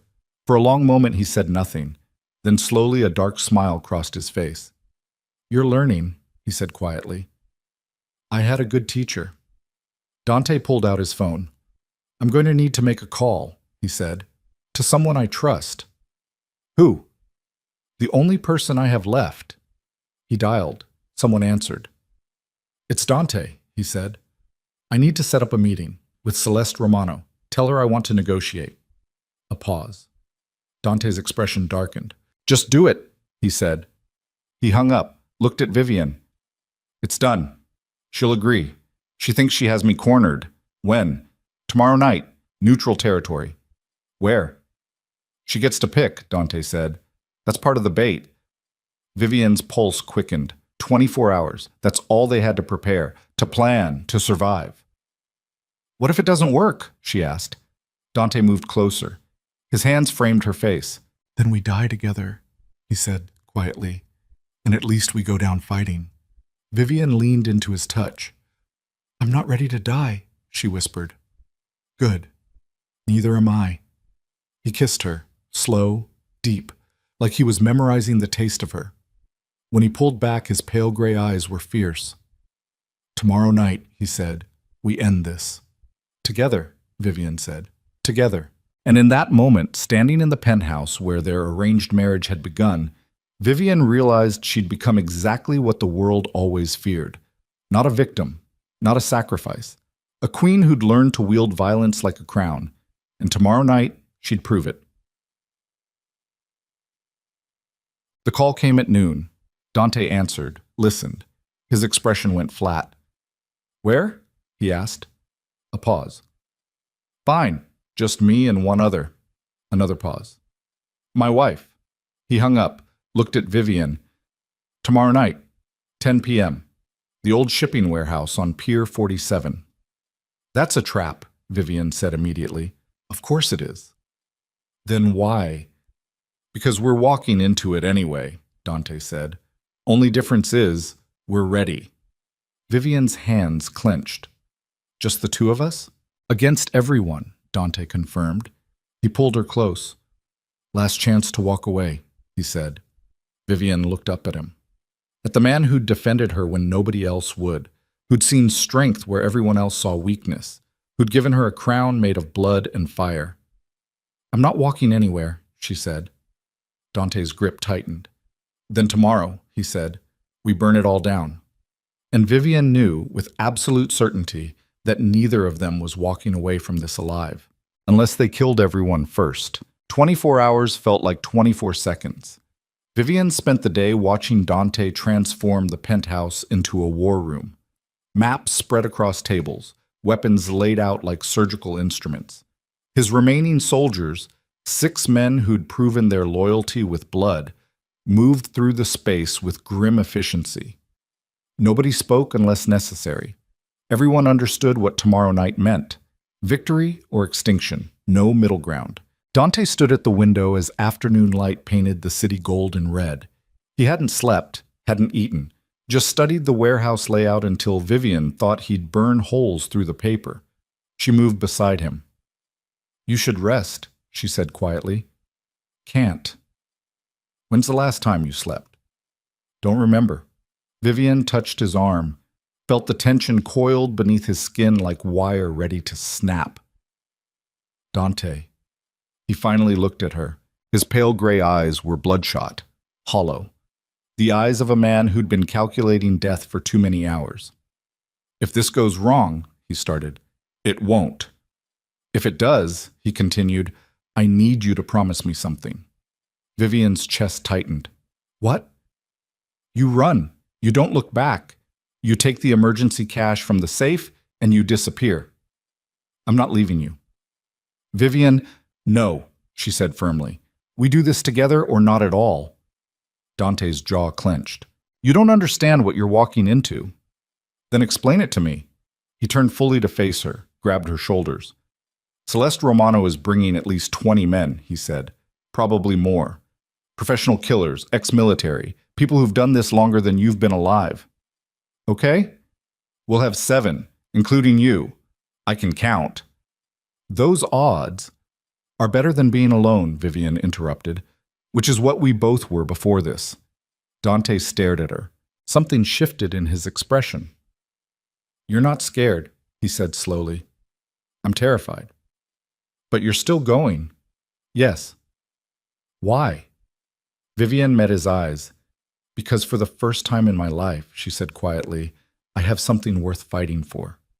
Dante pulled her against his chest, held her so tightly she could barely breathe. If you die tomorrow, he said into her hair, I'm burning this entire city down. If I die tomorrow, Vivian replied, you better make sure it meant something. They stood like that for a long moment. 2 people who'd found each other in the worst possible way and refused to let go. Night fell. One of Dante's soldiers, a quiet man named Torres who'd been with him since Chicago, approached with tactical gear. For you, Mrs. Moretti, he said. Vivian took the vest, the holster, the compact Glock with extra magazines. Torres showed her how to reload quickly, how to clear a jam, how to aim center mass because anything else was Hollywood bullshit. You ever been in a gunfight? He asked. Once. How'd it go? I killed someone. Torres nodded like she'd passed a test. Good. Do it again tomorrow and you might survive. He walked away. Vivian strapped on the vest and holster, feeling the weight settle over her body like armor. She looked down at herself. Dark tactical pants, black shirt, bulletproof vest, gun at her hip. She looked like someone who belonged in Dante's world. Maybe because she did now. Dante appeared beside her. He was dressed similarly. All black, armed to the teeth. He looked like death given human form. You ready? He asked. No? Good answer. He handed her something small, an earpiece. Communication, he explained. Keep it in. If things go sideways, I need to know where you are. Vivian fitted the earpiece. Testing, Dante said. His voice came through crystal clear. I hear you, Vivian confirmed. Dante nodded. Then he gathered his men in the center of the penthouse. 7 people total, including Vivian, against an army. Listen up, Dante said. We go in expecting the worst. Celeste wants to negotiate, but that's theater. The real play is killing me the second I walk through that door. So why are we walking through the door? One soldier asked. Because they're expecting me scared, Dante replied. Desperate, willing to bargain. He smiled coldly. They're getting something else. He spread the warehouse layout across the table. 3 entry points. Main cargo door, side entrance, roof access. We split up. Torres, Chen, and Ramos take the roof. Marcus and Diaz cover the side entrance. Vivian and I go through the front. That's a kill box, Torres said. I know. They'll have shooters everywhere. I'm counting on it. Dante looked around at his men. Here's what they don't know, he said. Richard Pellegrino gave us their communication frequencies, which means we can hear everything they're saying. Understanding dawned on the soldiers' faces. We'll know their positions before we engage, Dante continued. We'll know when they're planning to move, and when they do, he tapped the warehouse layout. We collapse the building on them. Vivian's eyes widened. What? Pier 47's been condemned for 3 years, Dante explained. Structural damage. One good explosion in the right place and the whole thing comes down. With us inside, Marcus said. Not if we time it right. The room went silent. This is insane, Diaz muttered. Yeah, Dante agreed. But it's also our only shot. He looked at each person individually. I'm not ordering anyone to come, he said. This is volunteer. You want out? Walk away now. No judgment. Nobody moved. Dante nodded slowly. Then let's go kill some traitors. They left the penthouse at 9 p.m. 3 vehicles. All stolen. All untraceable. Vivian rode with Dante in the lead car, her heart hammering so hard she thought it might break through her vest. The city blurred past. Streets she'd walked her entire life suddenly felt foreign, like she was seeing them for the last time. Maybe she was. Dante's hand found hers in the dark, squeezed once. She squeezed back. They didn't speak, didn't need to. The pier appeared ahead, a stretch of abandoned waterfront lined with rotting warehouses and rusted shipping containers. Pier 47 stood at the end. 3 stories of corroded metal and broken windows, a tomb waiting to be filled. The vehicles stopped a block away. Everyone climbed out. Dante's men moved like shadows, checking weapons, testing comms, preparing for war. Dante pulled Vivian aside. Last chance, he said quietly. Stop saying that. I mean it. So do I. Dante studied her face in the dim streetlight. Then he leaned down and kissed her, hard, desperate, final. When he pulled back, his forehead rested against hers. If I don't make it out, you will. If I don't, he continued, everything I own goes to you. Accounts, properties, all of it. Torres knows where the documents are. Vivian's throat tightened. Dante, promise me you'll disappear, he said. Take the money and vanish. Live the life you should have had. I don't want that life. Promise me. Vivian pulled back, looked him in the eyes. I promise, she lied. Because they both knew she wasn't running. Not tonight, not ever. Dante nodded, then turned to his men. Move out. They approached the warehouse from 3 directions. Torres and his team scaled the fire escape to the roof, moving silently through shadows. Marcus and Diaz circled toward the side entrance, weapons ready. Dante and Vivian walked straight up to the main cargo door. No hiding, no subtlety, just 2 people walking into hell with their eyes open. Vivian's earpiece crackled. Rooftop secure, Torres whispered. I count 15 hostiles on the ground floor, 5 on the catwalks above, 2 snipers in the rafters. Copy, Dante replied quietly. They reached the cargo door. It stood open. Light spilled out from inside. Vivian's pulse thundered in her ears. Dante looked at her one last time. Stay behind me, he said. Like hell. Vivian, we're partners, she interrupted. That means side by side. Something flickered across Dante's face. Pride, maybe, or resignation. Side by side, he agreed. They walked through the door together. What? The warehouse interior was massive. Rows of shipping containers created corridors of rusted metal. Exposed beams crisscrossed overhead like skeletal ribs. Industrial lights cast harsh shadows across concrete stained with decades of oil and decay. And standing in the center of the open space, surrounded by armed men, was Celeste Romano. She looked exactly like she had at the wedding. Tall, elegant, lethal, wearing a white suit that screamed confidence. She smiled as Dante and Vivian approached. Dante, she purred, and the little wife. How domestic. Dante stopped 20 feet away. Vivienne stood beside him, her hand resting on her holstered gun. Celeste, Dante said coldly. I have to admit, Celeste continued, I didn't think you'd actually come. Thought you'd send some poor soldier to die in your place. Disappointed? Intrigued? Celeste's eyes slid to Vivienne. And you brought comfort food. How sweet. Vivienne didn't react, just stared back with the same cold expression she'd learned from Dante. Celeste's smile faltered slightly. You've changed, little mouse, she said. Wedding night you looked terrified. Now you look, she paused, dangerous. Good, Vivian said. It was the first word she'd spoken. Her voice carried through the warehouse like a gunshot. Celeste's men shifted nervously. Dante stepped forward slightly. You wanted to negotiate, he said. So, negotiate. Celeste laughed. Oh, Dante, you really think I brought you here to talk?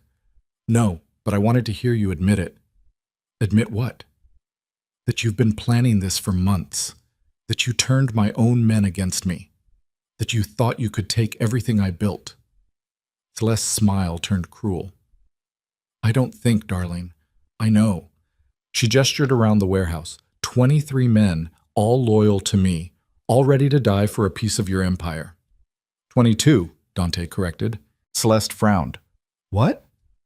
You said 23. It's 22. Your sniper in the west rafter is already dead. Celeste's expression flickered. She touched her earpiece. Harris, report. Silence. Harris! Nothing. Dante smiled coldly. Guess he's not talking. Celeste's face went hard. Kill them, she ordered. Chaos erupted. Celeste's men raised their weapons. Dante grabbed Vivian and threw her behind a shipping container as bullets tore through the air where they'd been standing. The metal rang like bells being struck by hammers. Vivian's ears rang. Her breath came in gasps. Dante was already moving. He leaned around the container and fired 3 times. 3 bodies dropped. Torres, now, he shouted into his comm. An explosion rocked the building. The roof above the east side collapsed inward, crushing containers and sending Celeste's men scrambling. Gunfire erupted from multiple directions as Dante's soldiers engaged. Vivienne pressed her back against the container, her hands shaking as she drew her gun. Stay low, Dante shouted. But Vivienne couldn't stay low, because through the chaos she saw Celeste running toward a side exit, escaping. Something hot and furious surged through Vivian's chest. No, not this time. She broke from cover and ran. Vivienne, Dante roared, but she was already gone, weaving through containers, dodging gunfire, chasing the woman who'd orchestrated everything. Celeste reached the exit and shoved through the door. Vivian followed. Oops. The side corridor was narrow, concrete walls, flickering lights, the smell of salt water and rust. Celeste spun around, saw Vivian, raised her gun. Vivian dove behind a steel beam as bullets sparked off metal. You stupid girl, Celeste screamed. You think you can stop me? Vivian leaned out and fired. Missed. Celeste fired back. The bullet grazed Vivian's shoulder. Pain exploded through her arm. She gasped and stumbled. Celeste advanced. You were nothing, she snarled. A fat little nobody your father couldn't wait to throw away. And somehow you thought you could play in my world? Vivian's vision blurred. Blood soaked her sleeve, but she raised her gun. I'm not playing, she said, and fired. The bullet caught Celeste in the chest. She staggered backward, hit the wall, slid down slowly. Blood spread across her white suit like spilled wine. "Fuck," Celeste whispered. Vivian walked forward on shaking legs, stood over her. "You're right," Vivian said. "I was nothing." She aimed the gun at Celeste's head. "But I'm something now." She pulled the trigger. "Not that." Vivian stumbled back into the warehouse. Her shoulders screamed, her ears rang, her hands were covered in blood. The gunfire had stopped. Bodies littered the floor. Dante's men stood among the carnage, breathing hard, checking for survivors. And in the center of it all stood Dante, covered in blood that wasn't his. His eyes scanned the warehouse frantically. Then he saw her. "Vivian!" He crossed the space in seconds, grabbed her shoulders. "Are you hurt?" "Just my shoulder. Let me see." He examined the wound quickly. "Graze. You'll live." "Celeste won't." Dante went still. "You killed her?" "Yes." He stared at her, then pulled her against his chest despite the blood, despite the pain, despite everything. "Jesus Christ," he muttered. "You're going to give me a heart attack." "Get in line." Torres approached. "Building's unstable. We need to move." Dante nodded. "Everyone out. Now." They moved as a group toward the exit. Behind them, the warehouse groaned. Steel beams twisted. Concrete cracked. They'd just cleared the door when the entire structure collapsed inward with a roar like thunder. Dust billowed out in a massive cloud. Vivian turned to watch. The warehouse that had stood for decades was now rubble, along with everyone who'd betrayed Dante. "It's done," Dante said quietly. Vivian leaned against him. Her shoulder throbbed. Her body ached. But she was alive. They both were. "What now?" she asked. Dante looked down at her. "Now," he said, "we rebuild." They returned to the penthouse as dawn broke over Manhattan. Paramedics treated Vivian's shoulder while Dante made calls. Damage control. Territory management. The business of staying alive in a world that wanted them dead. Vivian sat wrapped in a blanket, watching him work. He moved with the same deadly efficiency as always. But something was different. The hunted look in his eyes was gone, replaced by something harder, more certain. He'd survived a war, they both had. When the penthouse finally emptied, Dante sat beside her. "How's the shoulder?" "Hurts." "Good. Means you're alive." Vivian looked at him. "What happens now, really?" Dante was quiet for a long moment. "The families will test us," he said finally. "See if we're weak. See if they can move in. And we show them what happens when they try. More killing." "Probably." Vivian nodded slowly. "I should be horrified," she said, "by all of this, by what I've done. But you're not." "No? Why not?" Vivian met his eyes. "Because for the first time in my life," she said, "I'm not invisible." Dante reached out, cupped her face gently. "You were never invisible to me," he said quietly. "I know." He kissed her, soft, careful of her injuries. When he pulled back, his pale gray eyes were fierce. "This is who we are now," he said. "You understand that?" "Yes. No going back." "I don't want to go back." Dante studied her face, looking for doubt, finding none. "Then welcome to the Empire, Mrs. Moretti," he said. "You just became the most dangerous woman in New York." Vivian smiled, despite the pain, despite the blood, despite everything. "Good," she said, and meant it. The sun rose fully over the city. Vivian stood at the window, watching light paint the buildings gold. Behind her, Dante spoke quietly on the phone. Rebuilding, planning, preparing for whatever came next. Because in this world, something always came next. But for the first time, Vivian wasn't afraid. She'd walked through fire, killed to survive, became the thing everyone feared, and discovered that the crown nobody thought she deserved fit perfectly. Dante finished his call, walked to stand beside her. They looked out at the city together. "You know what's funny?" Vivian said quietly. "What?" "My father sold me to settle a debt, thought he was getting rid of his biggest shame." "And?" Vivian turned to look at Dante. "He created his worst nightmare instead." Dante smiled. Dark, proud, dangerous. Yeah, he said. He really did. They stood together as the city woke beneath them. Two people who'd found each other in blood and violence. Who'd survived impossible odds. Who'd become exactly what they needed to be. King and queen of an empire built on fear. And God help anyone who tried to take it from them. Because Vivian Moretti wasn't the frightened girl who walked down that cathedral aisle anymore. She was something far more terrifying. A woman who'd learned that survival meant becoming the monster. And she was just getting started. 3 weeks after the warehouse collapsed, Vivian stood in front of a mirror and barely recognized herself. The woman staring back wore a tailored black suit that cost more than her father's brownstone. Her hair fell in dark waves over shoulders that no longer hunched inward. The bullet graze on her arm had healed into a thin scar she didn't bother hiding, but it was her eyes that had changed most. They were harder now, colder. The eyes of someone who'd killed and would kill again without hesitation. Behind her reflection, Dante appeared in the doorway. "Ready?" he asked. Vivian adjusted her collar. "For what?" "The meeting. Every remaining crew boss in the city wants to see if we're actually still standing. And if they don't like what they see," Dante's expression was granite, "then we bury them too." Vivian turned from the mirror. "How many will be there?" 12 families, maybe 15 if the Boston crew shows. That's a lot of people who want us dead." "Yeah." "You're not worried?" Dante crossed the room and stood close enough that she could smell gunpowder and expensive cologne. "I'm always worried," he said quietly. "But I'm not afraid. There's a difference." Vivian understood that difference now in ways she hadn't 3 weeks ago. Fear was what kept you alive. Being afraid was what got you killed. "What about my father?" she asked. The question had been sitting between them since the warehouse. Vincent DeLuca was still locked in a secure location somewhere, awaiting judgment for betraying them both. Dante's jaw tightened. "What about him?" "Are you going to kill him?" "Do you want me to?" Vivian considered the question honestly.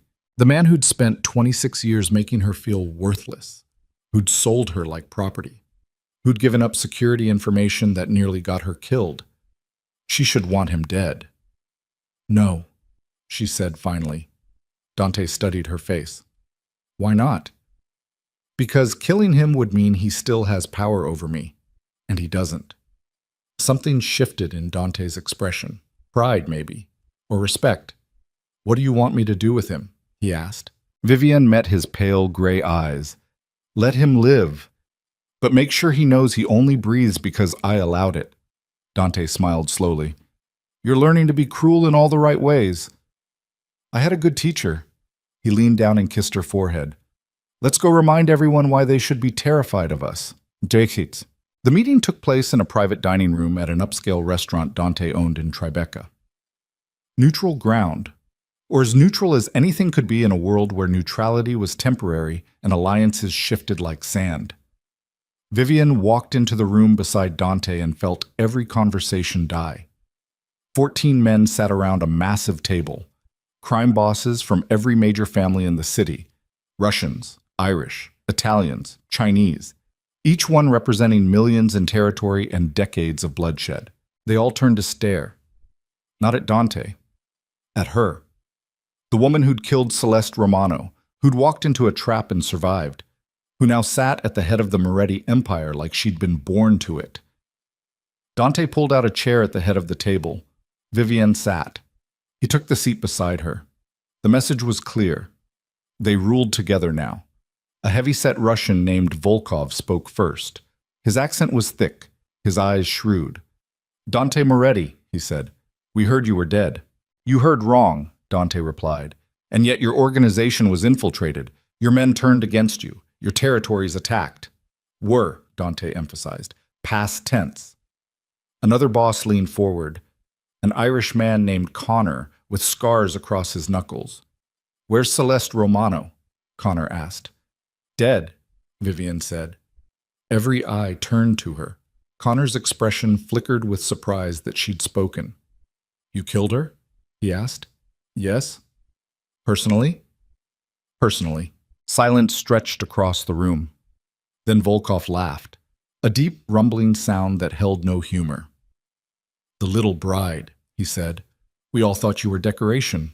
Turns out you have teeth." "Turns out," Vivian agreed.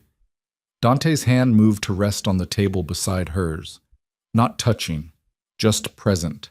A statement of unity. "Here's how this works," Dante said, his voice cutting through the tension.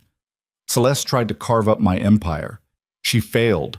The people who helped her are dead. The territories she promised you are off the table." Grumbling rippled around the room. "That's not acceptable," someone started. "I don't care what's acceptable," Dante interrupted coldly. "I care what's real. And the reality is I'm still standing. My organization is intact, and anyone who tries what Celeste tried will end up in the Hudson." "You can't fight all of us," Connor said. "No," Dante agreed. "But I can make it expensive enough that nobody wants to try." Volkov leaned back in his chair, studying them both. "You've changed, Dante," he said thoughtfully. "Before you were dangerous, now you're—" He gestured vaguely. "Something else." "I have more to protect now," Dante said simply. His eyes flicked to Vivian. The room absorbed this information, calculated, reconsidered. "What do you propose?" another boss asked. "The same arrangement as before," Dante said. "Territories stay as they were. Trade routes remain open. Nobody moves on anyone else without consensus." "And if we don't agree?" Dante smiled coldly. "Then we find out who bleeds first." The threat hung in the air like smoke. Finally, Volkov nodded. "Acceptable." One by one, the other bosses agreed. Not because they wanted to, because the alternative was war. And Dante and Vivian had just proven they were willing to burn everything down rather than surrender. The meeting ended an hour later. As the bosses filed out, Volkov paused beside Vivian. "You were smart to marry him," he said quietly. "But he was smarter to marry you." Then he was gone. Vivian and Dante sat alone at the empty table. "That went better than expected," Dante said. "They'll test us eventually." "Of course they will, but not today." Vivian looked at him. "Is it always like this? Constant threats? Constant positioning?" "Yeah." "Doesn't it get exhausting?" "Every day." "Then why do it?" Dante was quiet for a moment. Because the alternative is being powerless," he said finally. "And I decided a long time ago I'd rather die on my feet than live on my knees." Vivian understood that in her bones. She'd spent 26 years on her knees, never again. "Yeah," she said. They returned to the penthouse as evening painted the city in shades of purple and gold. Vivian kicked off her heels and stood at the window, watching lights begin to glitter across Manhattan. Behind her, Dante poured 2 glasses of whiskey. He handed her one. They stood side by side in comfortable silence. "I have something for you," Dante said finally. Vivian turned. "What?" He reached into his jacket and pulled out a folder, set it on the nearby table. "What is it?" she asked. "Property deed. To your father's brownstone." Vivian's breath caught. "You bought it?" "Paid off his remaining debts. The house is yours now, free and clear." She stared at the folder. "Why?" "Because you should never have to see him again unless you choose to," Dante said. "And because you deserve something that's completely yours.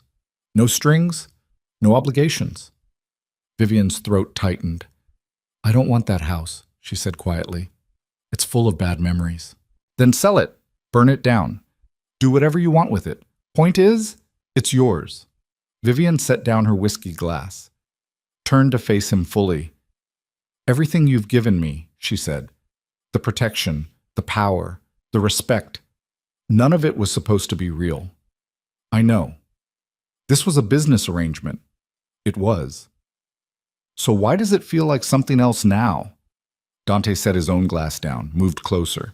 His hands framed her face gently. "Because somewhere between the wedding and the warehouse," he said quietly, "it became real." "When?" "I don't know. Maybe when you killed that assassin. Maybe when you stood beside me at the war table. Maybe when you walked into hell with me and didn't flinch." He studied her face like he was memorizing it. "All I know is I married you to settle a debt," he continued. "But I'd burn this entire city down to keep you now." Vivian's eyes stung. She refused to cry. Queens didn't cry, but God, it was close. I was supposed to be disposable, she whispered. You were never disposable. Everyone else thought so. Everyone else was wrong. Dante's thumb traced her cheekbone. You know what I see when I look at you? He asked. What? The strongest person I've ever met. Someone who survived a lifetime of cruelty and came out the other side sharper, instead of broken. Vivian's hands moved to his chest, felt his heart beating steady beneath her palms. I killed people, she said. I've become everything I was taught to fear. No, you became everything you needed to be. Is that supposed to make it better? It's supposed to make it true. Vivian leaned into him, let him hold her while the city glittered beyond the windows. What happens now? She asked. Really, when the dust settles and everyone stops trying to kill us, what's left? Dante was quiet for a long moment. I don't know, he admitted. I've spent so long surviving, I'm not sure I know how to do anything else. We could leave, Vivian said. Take the money. Disappear. You want that? She pulled back to look at him. No, she said honestly. I've been invisible my whole life. I don't want to disappear again. Then we stay. And rule an empire built on violence. Yeah, that's not a fairy tale ending. No, Dante agreed, but it's an honest one. Vivian kissed him, slow, deep, like she was sealing a promise. When she pulled back, her forehead rested against his. Then let's be honest, she whispered, about all of it. Dick. 2 days later, Dante took Vivian to see her father. They drove to a warehouse in Queens where Vincent DeLuca was being held. Not tortured, not starved, just isolated, waiting for judgment that hadn't come. The guards let them through without question. Inside, Vincent DeLuca sat at a metal table in a concrete room that looked like an interrogation cell. He'd lost weight. His face was gaunt. His eyes were hollowed out with fear that had been eating him alive for weeks. He looked up when they entered, saw Vivian, and started crying. Baby, he sobbed. Thank God. Tell them I didn't mean for any of this to happen. Shut up, Vivian said quietly. Her father's mouth snapped closed. Vivian walked closer, stood on the opposite side of the table, looked down at the man who'd spent 26 years making her feel worthless. You sold me, she said, to settle a gambling debt. I had no choice. You always had a choice. You chose to gamble. You chose to take money from dangerous people. You chose to throw your daughter away because you were ashamed of her. Vincent's face crumpled. I'm sorry. No, you're not. You're sorry you got caught. You're sorry you're sitting here instead of spending whatever money they paid you. Her father looked at Dante desperately. Please, she's my daughter. She's my wife, Dante said coldly. Which means she decides what happens to you. Vincent's eyes went wide. He looked back at Vivian. Baby, please, don't call me that, Vivian said. You lost the right to call me anything. She circled the table slowly. Here's what's going to happen, she continued. You're going to walk out of here alive. You're going to take the money Dante gives you, and you're going to leave New York. Hope flickered across her father's face. But, Vivian added, if you ever contact me again, if you ever try to come back, if you ever breathe my name to anyone, she leaned down, put her face inches from his. I will kill you myself. Her father went pale. Do you understand? Vivian asked. Yes. Say it. I understand, Vincent whispered. Vivian straightened, looked at Dante. Give him 50,000, she said. Enough to start over, not enough to matter. Dante nodded. They turned to leave. Vivian, her father called weakly. She paused, didn't turn around. I'm sorry, he said. For everything. You deserve better than me. Vivian stood still for a moment, then walked out without responding. Because he was right. She had deserved better, and now she had it. Outside, Vivian breathed in the cold air like she'd been drowning. Dante stood beside her. You okay? He asked. Yeah. You sure? I gave him mercy, Vivian said quietly. Not because he deserved it, because I did. Dante understood. They climbed into the car and drove back to Manhattan in silence. But it wasn't empty silence. It was the silence of two people who'd fought through hell and come out the other side with their souls intact. Scarred, maybe. Changed, definitely. But intact. Mam okasishem. A month after the warehouse, Vivian stood on the balcony of the penthouse watching snow fall over the city. Winter had come early. The first real cold snap of the season painted everything in shades of white and gray. Inside, Dante was on the phone with one of his capos. Business as usual. The empire turned like a machine. Money moved, territory shifted. People lived and died according to rules Vivian was still learning. But she was learning fast. She'd started attending meetings regularly now. Not just sitting quietly beside Dante, but contributing. Asking questions. Making suggestions. The men had been skeptical at first. Then she'd identified two laundering schemes nobody else had caught and prevented a territory dispute that would have turned bloody. Now they listened when she spoke, not because she was Dante's wife, because she was smart, observant, and ruthless when she needed to be. The penthouse door opened behind her. Dante joined her onto the balcony. "It's freezing out here," he said. "I know." "Then why are you standing in it?" "Because it's beautiful." Dante looked out at the snow-covered city. "I suppose it is," he said. They stood in comfortable silence. Finally, Vivian asked the question that had been sitting in her chest for weeks. "Do you regret it?" "Regret what?" "Marrying me. Everything that came after." Dante turned to look at her. Snowflakes caught in his dark hair. His pale gray eyes were steady. "No," he said simply. "Even though it almost destroyed your empire?" "My empire was always going to be tested eventually. Better it happened with you beside me than alone." "That's a practical answer." "You want a romantic one?" "Maybe." Dante moved closer. His hands found her waist. "I regret a lot of things," he said quietly. "People I've killed, choices I've made, ways I've hurt people who didn't deserve it." He pulled her against him. "But marrying you, that's the one thing I got right." Vivian's breath caught. "Why?" "Because you made me remember what it feels like to protect something instead of just destroying it." His forehead touched hers. "And because every time I look at you," he continued, "I see someone who refused to break, who turned pain into power, who became a queen when everyone told her she was nothing." Vivian's hands moved to his chest. "I'm not the same person who walked down that aisle," she whispered. "No, you're better." "Am I?" "Yeah." "How do you know?"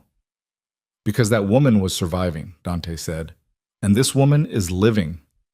Vivian kissed him, slow, deep, like sealing a promise neither of them had spoken but both understood. When she pulled back, snow fell around them like tiny stars. "What happens now?" she asked. "Now," Dante said, "we live, we build, we protect what's ours. And when people come for us again, we remind them why fear is the only currency that matters." Vivian smiled. Not the frightened smile of the girl she used to be, the dangerous smile of the woman she'd become. "Together," she said. "Together," Dante agreed. They stood on the balcony as snow blanketed the city, two people who'd found each other in the worst possible circumstances and forged something that shouldn't have worked but did. Not a fairy tale. Not a love story for the ages. Just two survivors who'd learned that sometimes strength comes from the people who refuse to let you fall. Months. 6 months later, the Moretti Empire stood stronger than ever. Territories secured. Alliances solidified. Enemies buried or scattered. Vivian sat at the head of the war table during a meeting, listening to Capo's report on various operations. She asked pointed questions, made strategic suggestions, caught details others missed. And when the meeting ended, not a single man questioned her authority, because Vivian Moretti had proven herself in blood and fire. She wasn't just Dante's wife. She was his partner, his equal, his queen. After everyone left, Dante poured them both whiskey. "You're getting scary good at this," he said. "I learned from the best." "You learned from necessity." "Same thing." Dante sat beside her. "You ever miss it?" he asked. "The before, when things were simpler." Vivian considered the question honestly. Thought about the girl who'd spent 26 years being invisible. being mocked, being treated like a burden nobody wanted. No, she said finally, that wasn't simpler. It was smaller, and I was dying slowly in that smallness. She looked at Dante. This life is dangerous, violent, ugly sometimes. Yeah, but it's mine, really mine, and nobody can take that away. Dante studied her face. You know what the difference is between you and everyone else I've ever known? He asked. What? Everyone else wanted power to feel important. You wanted power to feel free. Vivian's throat tightened. Is that bad? No, it's honest. He raised his glass. To freedom, he said. Vivian raised hers. To survival. They drank, and outside the windows, the city glittered like a crown made of light and darkness. The same city that had once treated Vivian like she was worthless. The same city that now whispered her name with fear and respect. Because the woman nobody wanted had become the queen nobody could ignore. And in a world built on violence and power, that was the only kind of victory that mattered. Late that night, Vivian stood alone in the penthouse bedroom. She looked at herself in the mirror one last time. The scars were still there, so the bullet graze on her shoulder. The emotional wounds that would never fully heal, but she wore them differently now. Not as shame, as armor. Dante appeared behind her reflection. What are you thinking? He asked. Vivian turned to face him. I'm thinking about the girl who walked into that cathedral, she said quietly. Terrified, invisible, convinced she was being sold to a monster.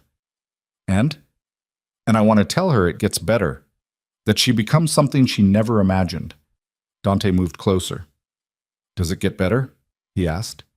Vivian looked up at him, at the man who'd defended her when nobody else would, who'd seen strength where everyone else saw weakness, who'd given her a crown and taught her how to wear it. No, she said honestly.